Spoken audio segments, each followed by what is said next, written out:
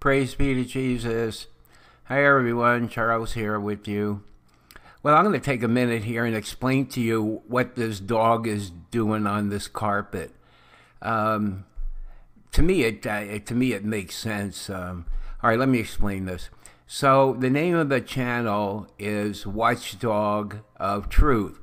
So I figured watchdog. So I picked a beagle as the watchdog, a puppy beagle. And I named him Rudy. And, Rudy's job, which is really my job, is to, look around the world.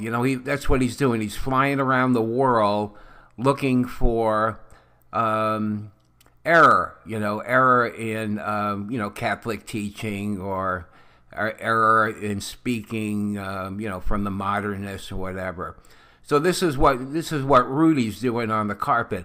Now, someone says, "Is this a magic carpet?" I don't think, I mean, that didn't occur to me when I came across the GIF, It's not like he's riding around on it. I mean, he's got to have some way of transporting himself around the world to look at things, And, I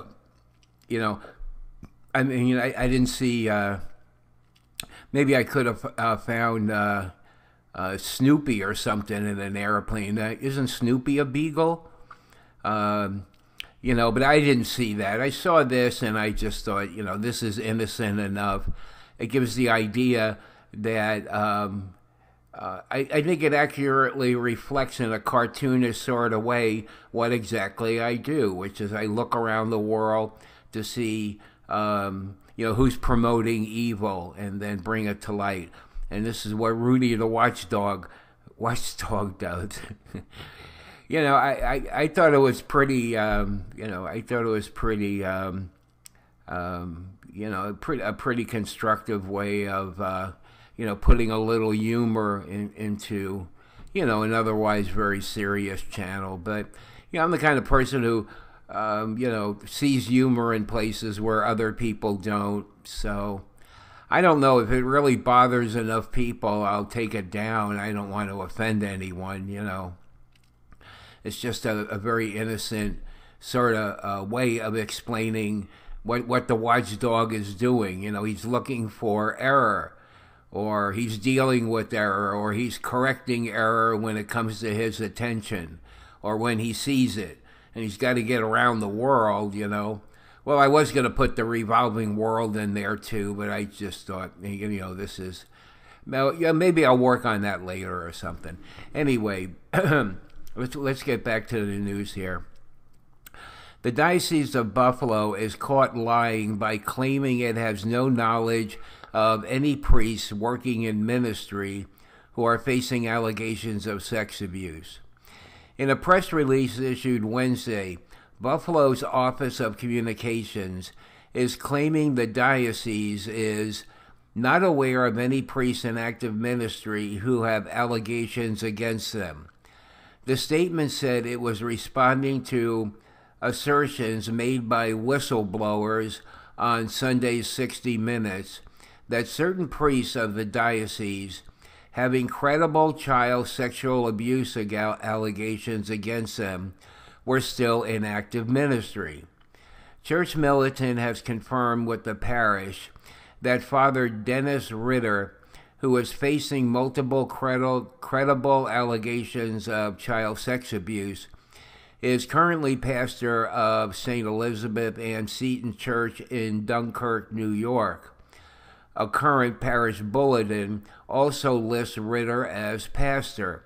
Ritter was officially reinstated as pastor of the parish by Bishop Richard Malone on July the 1st.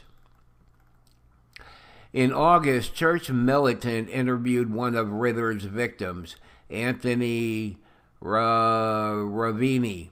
Ravini affirms that he was 6 years old in April 1992 when Ritter forced him to perform oral sex at Queen of All Saints in Lackawanna, New York, where Ritter was the pastor.